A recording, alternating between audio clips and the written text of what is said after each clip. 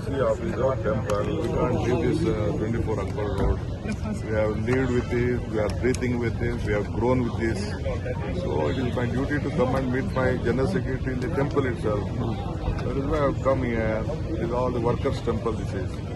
So today there was a big decision on the Supreme Court on the local body elections of Bangalore PPA. We wanted to do by the time itself by 31st August, but due to this SIR issue, we are requested for a time from the state government, state election commission and all these things.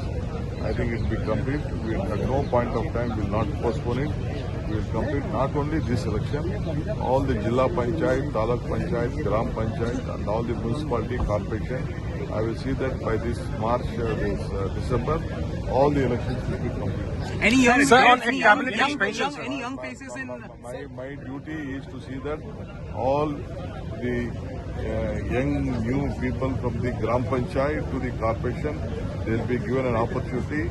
The democratic 73rd, 74th amendment, whatever is there, has to be implemented and